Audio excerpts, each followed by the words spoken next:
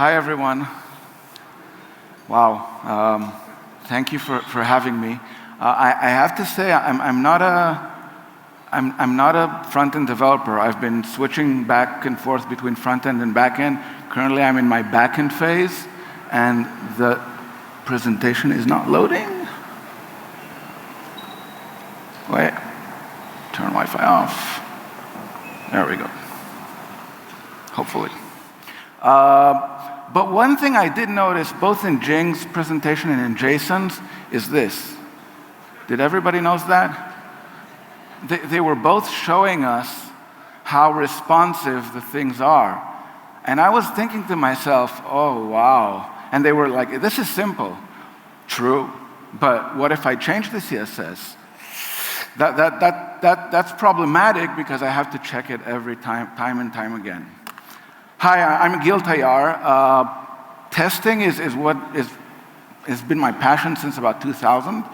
I'm a developer advocate and a software developer, mostly software developer at Apple Tools. And what we do is we specialize in visual testing tools. Okay. And I want to talk about fear. Definitely. Fear, and we'll talk about fear of what in a sec. But first, I want to talk about web developers. First, let's start with the backend developers. Backend developers have been there since before the web, and I'm a backend developer right now. They use words like, thread pools and message queues and scalas, and they're back there. And without them, come on, we wouldn't be able to do our front end. So, round of applause. There you go. But what about front end? Front end is divided.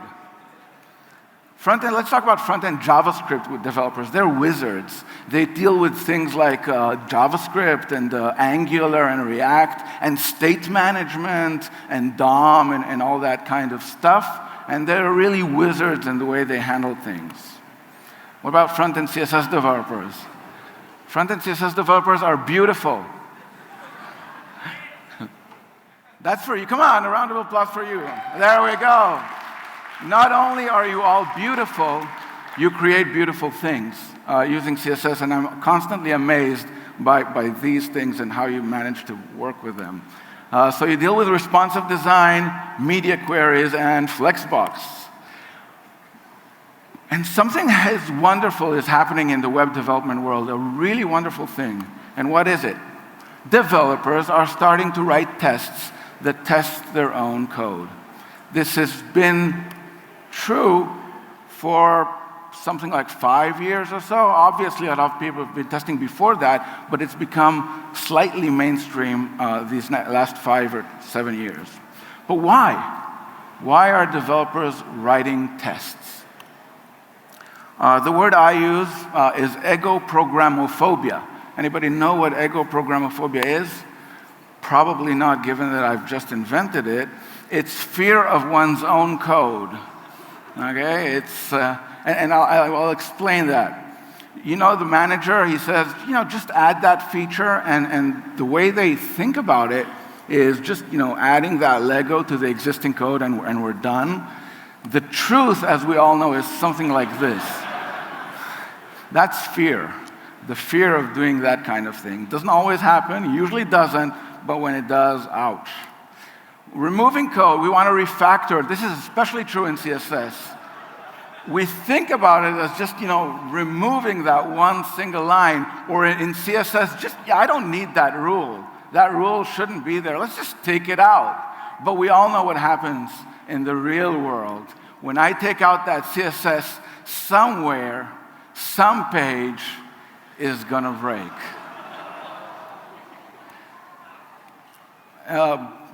Refactoring. I really want to refactor. I really want to refactor that JavaScript, but I'm afraid this will happen to me. And it doesn't matter whether our code is a horribly written pile of spaghetti or a wonderfully beautiful crafted set of loosely coupled modules. We really fear our own code. We fear changing it,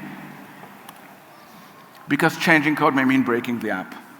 And web developers, as all developers have discovered that developer testing, or testing in short, removes the need for this, manual testing after code changes. And developer testing is writing code that tests your own code as part of writing the code itself. So it's not QA automation engineers doing that for you. It is you doing that for yourselves. And testing abolishes that fear. It makes that fear mostly go away. Because you code, and then you write the tests for that code, and it doesn't really matter whether you're writing it before you write the code, TDD style, or after. I don't really care. And you run those tests, and they break, and you fix the bugs, etc., and then it works. And once you change your code, you just run the tests again, and you're done. Testing abolishes fear. That is the most important thing. Testing abolishes the fear of one's own code. Who's writing tests? Who's abolishing that fear? Well, backend developers have been writing tests for quite some time. They've had that methodology even before the web. The methodologies and tooling are mostly established. They've been working on it for quite a while. Frontend JavaScript developers, well, the web is young in terms of methodologies. It's not totally there yet. It's slightly confusing. Nobody really knows exactly what it's, but the tooling is almost there. It's happening. It's happening, been happening for quite some time. A lot of mentors and teachers, Kent C. Dawes, Justin Searles, Kevin Lamping, Gleb Bakhmutov, Shai Resnick, and others, hopefully including me. We are slowly building for JavaScript developers a methodology based on unit testing, component and multi-component testing using JS DOM, and things like Cypress and Selenium and WebDriver IO. What about you? You're sad. No tests for you. You don't know. And why? Why is that? Well, I'll explain in a second. Let's talk about front-end JavaScript tests. They're functional. Let's say you have a function, you put an input, it does its thing, you grab the output, you check that the output is correct, you're done. You've written your unit tests. What about the UI tests? Not a problem. You open the browser using also automation tools, you do the clicks and the types, and then you check that this field is the correct value, and that field is the correct value, and this field is the correct value. Same stuff. Nothing changed. But how do I functionally test something like this?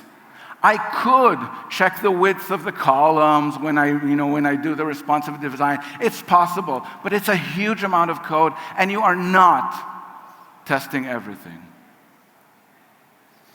And you're saying quite rightly, we can't do functional testing. And you're right, you can't. I tried a few years ago at Wix. We did, it was my front-end phase, and I tried writing functional tests. Yeah, woo, it worked, no problem. The tooling, as I said, is there. And then I tried to do visual testing, couldn't succeed. Testing CSS and testing visuals is a hard problem. You're not, why? Because it's visual, not functional. Anything to do with vision is problematic. But, don't believe the rumors. Writing tests for CSS is possible. And the point is not that writing tests for CSS is possible, is that you should be starting to write the tests for CSS. It is time for that. How?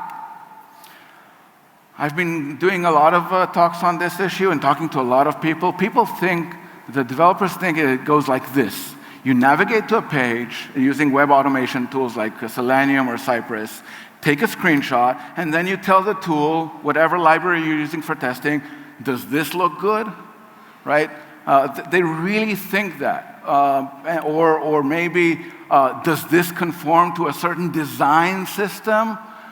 Okay, this is my design system. Does this UI conform to it? And the answer is no. Unfortunately, we're not there. Our machine learning algorithms and our AI, and we need AI for this type of stuff, is just not that good yet. But right now, so how does it work? We're not actually doing visual testing. We're doing visual regression testing. We're checking that what has been still is, okay? That nothing has regressed or changed. And this is a typical Visual test. It's that simple. I'm using Cypress. I love Cypress. It's my go-to automation tool, but there are tons of others, Selenium, WebDriver, IO, Test Cafe. All of them support visual testing to one point or another. First of all, we set the viewport, because setting the viewport, as we all learned and we all know in responsive design, is crazy important. Then we use Cypress to visit, and then it opens that browser to whatever site we want. Then we do the typing and the clicking to get to whatever page and whatever state of the UI we want, and we call the tool, visual testing tool. We just call it, and it does its magic. This is where the magic happens. And what is that magic? The tool, first of all, takes a screenshot of the app. It compares the screenshot with a baseline that was previously given, and I'll explain when it was given. It checks for differences. If there are no differences, good, your test pass. If there are differences, it doesn't know whether that difference is a bug, which it usually is, or a feature. I've just added a button. I've just changed the styling. So you need to check manually, accept or reject that difference. And where does that baseline come from? That baseline comes from a previous test. The first time this tool runs, it accepts all the screenshots, doesn't ask anything. That's the baseline. When you accept a difference, because it's a feature, not a bug, that becomes the new baseline, and so on and so on. This is visual testing in a nutshell. That's how you test your CSS. Thank you very much. Questions? No, just joking. I wish. There's an elephant in the room. Because it's visual, it's hard, it's not that easy. 4 elephants in the room. Let's talk about elephant number 1. Oh, I'm good. We've seen dogs, we've seen cats, now we have elephants.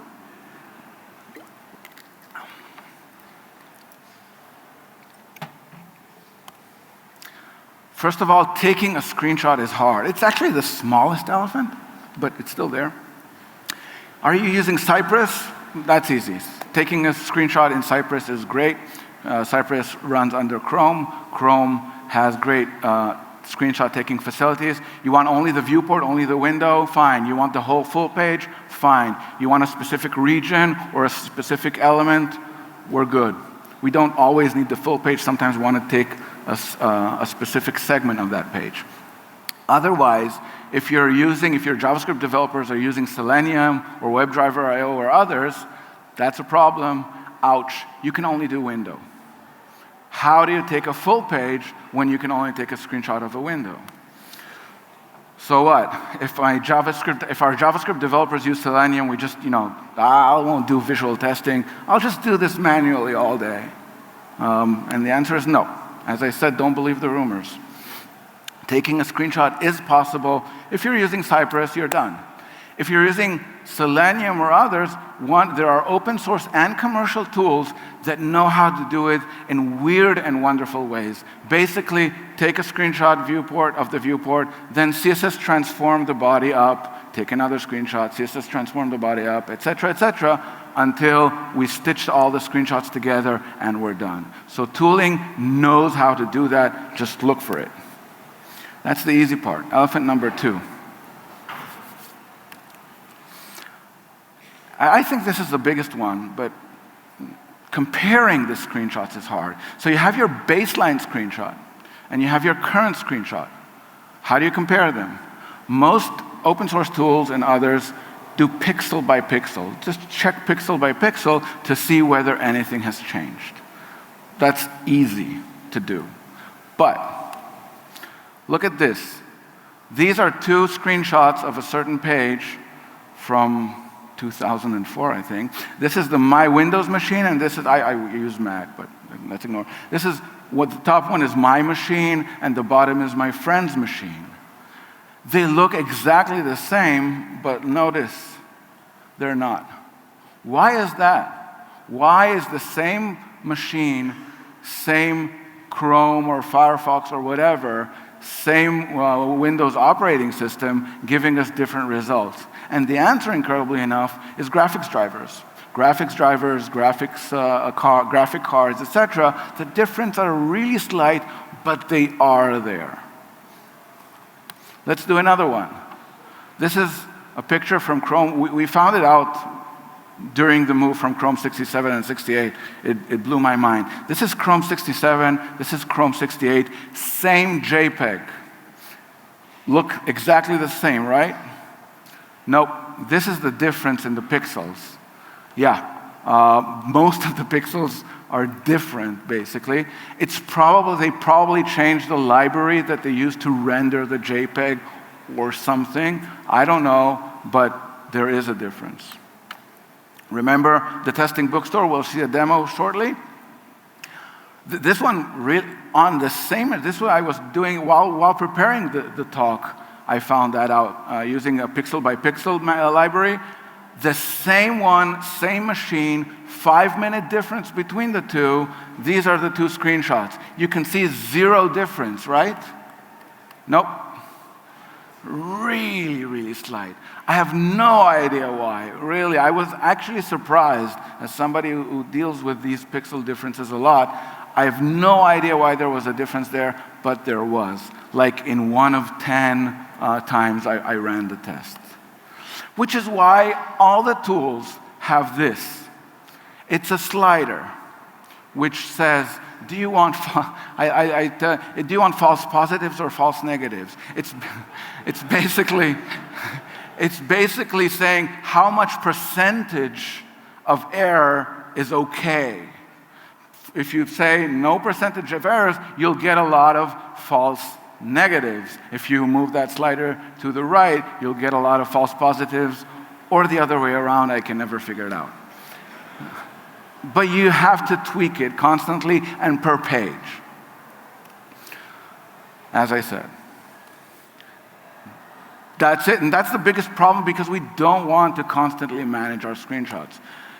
Nope, it's not the same because a lot of these tools employ advanced screenshot comparison algorithms, AI, machine learning, just really, really complex algorithms. What they do is they don't look at the pixels. They try and find the elements in the page and look at the elements and compare them. If there are slight differences there, they just ignore them. They're actually seeing as a human would see, or at least trying to do that. So no false positives, no false negatives if you're using advanced comparison algorithms. It is possible, and that is the biggest advance in visual testing that we've seen in the last few years. And all of these, if they're commercial tools, they all have free and OSS plans, so go ahead and use them. Elephant number 3. Managing those comparisons is hard. Okay, so we've got a difference, and it's like we're doing 100 screenshots, and a lot of them, let's say I change the header, all of them have changes.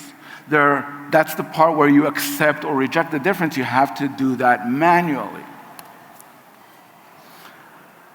And as I said, hundreds of comparisons.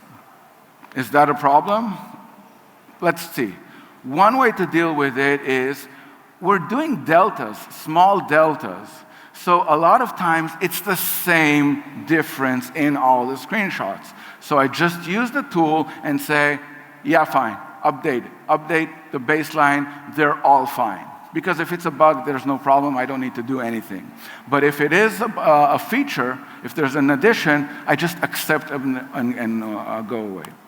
The other way is dragging from the folder that has the current screenshots, dragging it to the baseline screenshots and dealing with that every way. Looking at the diff saying, okay, this is a bug, this is a feature, this is a bug, this is a feature, and dragging whichever way you want. Other tools, mostly commercial, deal with it using a dashboard where you can accept or reject the differences as you wish. It's basically a solved problem, each tool in its own way, but you have to think you need to manage those screenshots. And this comes to this one, the big one. Testing all those responsive widths in browsers. We're talking 1024, Retina, iPad, we've seen that. And it's getting more and more interesting because more and more sites are becoming responsive. Not only that, it's not just responsiveness, it's Chrome, Firefox, Safari, etc., etc. Different pixel densities. We're talking different pixel densities also. Do we abandon ship? Because, oh my God, how do we do that? One solution is just run the test multiple times. I have a for each on the test, on all the sizes I want, iPhone, iPad, etc. On each, I run the test multiple times and change the viewport accordingly and take the screenshot, and we're done. Definitely doable. The other solution, well, that's a solution, but it takes a lot of time. If I have 100 tests, now I have 500 tests. The other solution is do the same, but paralyze the testing. That takes a lot of infrastructure, but it's definitely doable, and a lot of companies do that. Solution number 3 is let a cloud provider do that for you. Send over not the screenshot, but send over a snapshot of your DOM and your CSS, etc., and then run all those tests, all those screenshots on a lot of browsers. In the end, it really is as easy as this. I want to show a demo because I do have some more time. Oh, no. Let's see a demo. Okay. Let's start with the application under test. This is the application under test. I can filter right here, test, and it filters it. Obviously, it's all responsive, but you've seen that already. Now let's look at the test. Let's look at the regular OSS tool. As I said, it's just as it was, viewport, visit, get, type the test thing, and we're done. I will be using Applitools Eyes, where I have to open the test and close the test, but it's basically very simple. I run the actions and then do a check window. Very similar, same tooling. As I said, they are all the same. Let's run the test. We can run it non-interactively, but Cypress is really cool. So let's do that.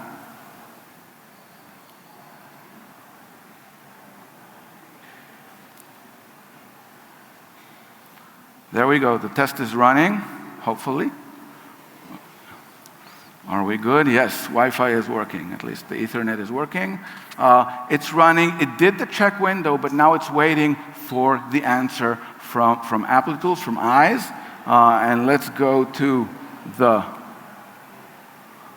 dashboard. And there it is. We've just passed.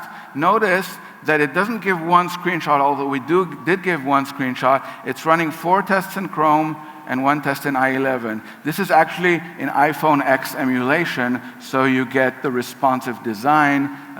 As I said, we're letting the cloud do our work for us. Okay, now let's break something. Sorry about the artificiality of it. No, that's not the extent of my CSS. I know it better, but okay, so let's change the title to red. I will close it.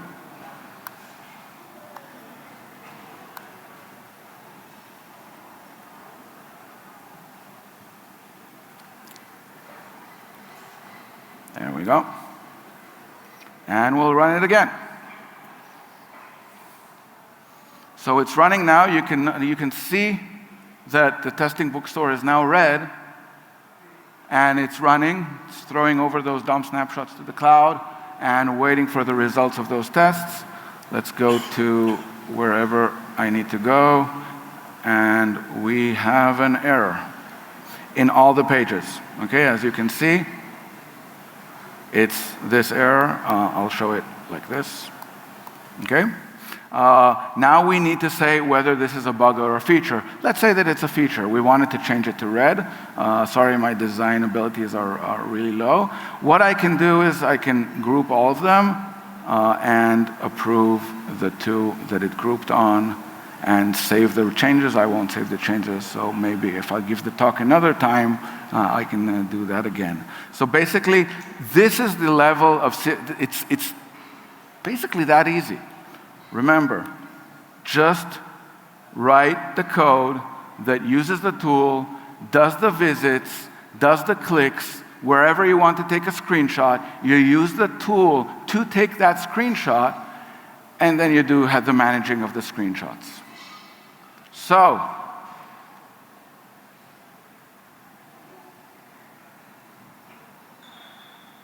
as I said, it really is as easy as that, as long as you take care of those 4 elephants. That's important. In summary, so, do we believe the rumors? No. Writing tests for CSS is possible. And so join the backend and the frontend JavaScript developers. Start testing your CSS. You can cure your CSS ego programmophobia. It's a hard problem. Don't worry. It is a hard problem because it's a visual one, and visual stuff is always hard. Taking the screenshots, managing those screenshots, comparing the screenshots, and testing across various browser widths and heights and platforms is really, really difficult. But it is solvable with open source and commercial tools. So, who knows what this is? Come on, raise your hands. Anybody read Dune, Thank You, by Frank Herbert? We're going to get a movie soon. I Must Not Fear. We're talking about fear. Fear is the mind killer. Fear is the little death that brings total obliteration. I will test my CSS. I will permit it to pass over and through me. And when it has gone past, I will turn the inner eye to see its path.